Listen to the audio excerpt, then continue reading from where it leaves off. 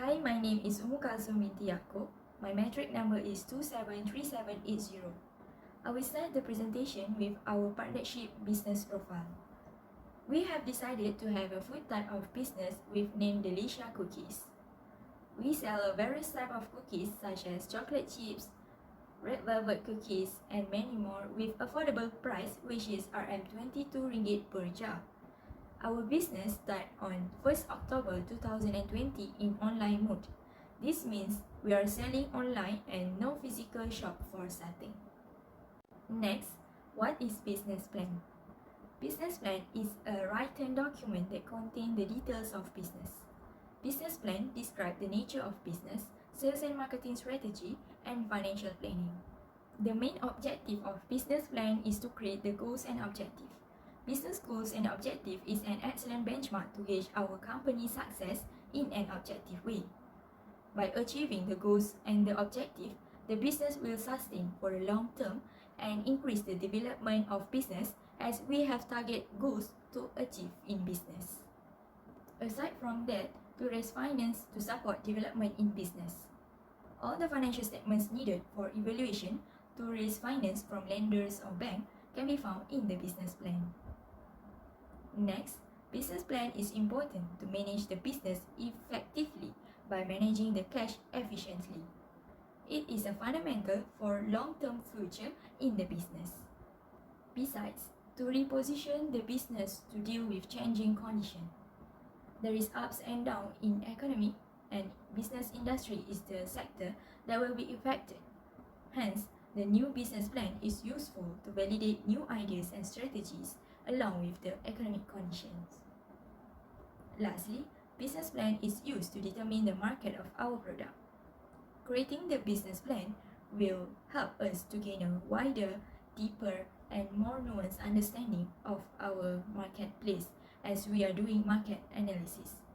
Thus, business plan is important as it acts as a guide to us. Next, we move to business value.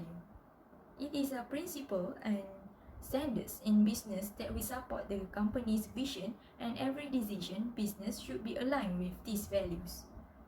Firstly, our business value is integrity. It means being truthful and honest in doing business. Integrity is a high value that everyone needs in a workplace and even in our personal life. Other than that, quality. We prioritize the quality of our product to maintain customer loyalty towards our business. We have to ensure the high quality of the ingredient used as we involve in foods business. Next, teamwork as one of our business value. Teamwork promotes more efficient work and are able to complete tasks faster due to many minds intertwined on similar goals and objectives of the business. Last but not least, our business value is customer satisfaction.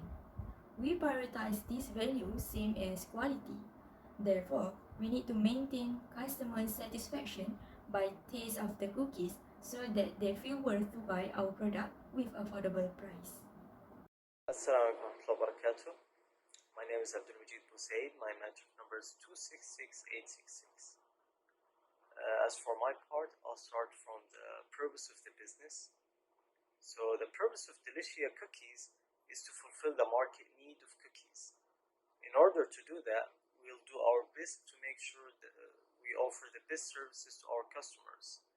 We're going to provide a caring, pleasant, and comfy services to our customers, hoping to gain their loyalty. By doing this, our product's demand is going to grow, as well as our company's reputation and the profit. Lastly, we'll gain some experience by having and running this new business. For the management team, we have JAIYAGANESH, Managing Director. We have Ummu, Financial Manager. ABDULMAJEED BOSSAED, Human and Resources Manager. AFIFAH, Strategic Planning Manager. HUZAIFAH, Sales and Marketing Manager. Our vision and mission. Our vision is to convey the flavors and images of Delicious to the world, making it worldwide, and And our mission is to grant an incredible and luscious sense of satisfaction and health guarantee for customers craving for cookies. Hi doctor, I am JAIYAGANESH ASOKUMAR with matrix number 273127. I will be continuing with 3.0 SWOT analysis and 4.0 market analysis summary. For SWOT analysis, as we all know that this stands for strengths, weakness, opportunities and threats, where strengths and weaknesses are based on the internal control of a business, and opportunities and threats will be based on the external control of a business, external factors, sorry. So for the first strength will be pricing. We believe that we are selling our products in an affordable price where all types of people from poor to rich can buy it. The next strength is marketing. We will keep marketing via social medias by giving vouchers, discounts and many more. This is not only to make the customers buy oftenly but also buy in a bulk. Third strength will be human resources. All the employees that we are hiring are well educated and highly enthusiastic. Next, for the weaknesses, there are two, which are financial resources and also unpopular brand. Both have their common factors, reasons, which is we are just newly establishing company. So in reality, it will take some time for us to be financially stable and become well known among customers. Next, one of the opportunities of Delicious Cookies is delivery services, where we are collaborating with Shopee, Lazada and other private deliverers. Besides that, we have benefits with suppliers and creditors. This is because all of them are very supportive and they give useful and good ideas for us to constantly improve in our business. Other than that, we always get feedback from the customers so that we can modify and fulfill their preferences. For the threats, Delicious Cookies will have competitions with existing companies and have no self-dining services. Next, as you can see the bar graph, the blue bar represents physical customers and red bar is representing online customers. We expect that there will be increase in number of customers in prior years. For this year 2020, there are no physical customers because we are still newly established company. Next is market needs. Based on our surveys and analysis, the market needs or the expectation from the customers according to the current trend are quick delivery, one-tap purchase, healthy, flexibility, attractive presentation and specialty. So we hope we will provide all these needs to fulfill the satisfaction of the customers. Hi, greeting to lecturer. Okay, now we move to strategy and implementation summary. First, we talk about marketing strategy. A marketing strategy refers to a business overall game plan, which its tool is 4P. First P is product. For product, we have various flavor of cookies. We have chocolate chip, oatmeal resin, peanut butter, and sugar. Those 4 flavors are common to Malaysians. Okay, next. Second P is place. For the time being, customer can find our cookies via Shopee, Lazada and through our own website. For shipping option, we using post laju and we also make cash on delivery. Next, price.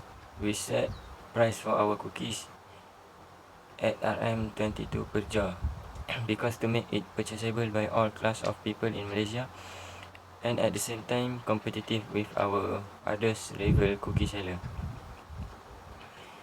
Okay, the last P is promotion. For promotion part, we are doing global sales like 11-11, 12-12, 10-10, like that, and many more. And those who buy our cookies on their birthday will get discount. Besides, we also promote our product via paid advertisement in Instagram and Facebook. Okay, next we talk about sales forecast and strategy.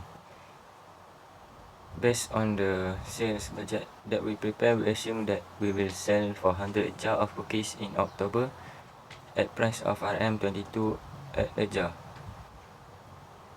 We estimate that sales for November and December will increase 10% from previous month. This means in November we assume that we will sell 440 jar of cookies, and in December we assume we sell for 484 jar of cookies. Sales in November and December are RM9,680 and 10,648 respectively. Assalamualaikum warahmatullahi wabarakatuh and good day. My name is Nur AFIFAH NAJWA binti MOHAMED AZHAR. My metric number is 273804.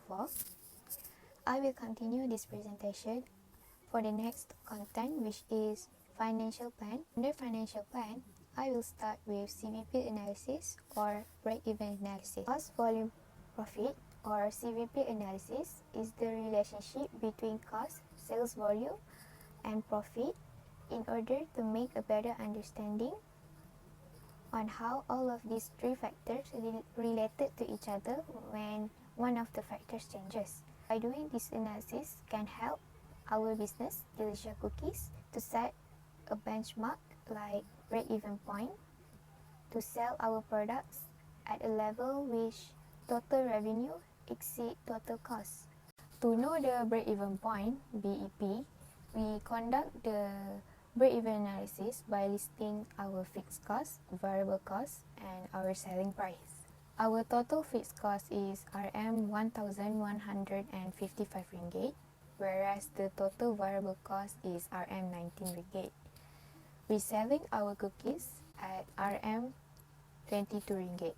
To calculate the BEP, we use the contribution margin method. Using the formula, which is fixed cost divided by contribution margin per unit and in total sales, Delicious Cookies need to sell 385 jars of cookies to reach break-even with 8,493 ringgit in total sales.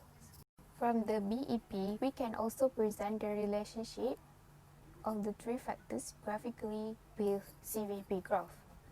The graph shows as follows. From the graph, we can know that BEP is the point where the total sales and total costs intersect with each other, and fixed cost is always held constant at RM1,155. Next, I will also present about sensitive analysis. In this analysis, we study the effect of changes in unit sales on the net operating profit.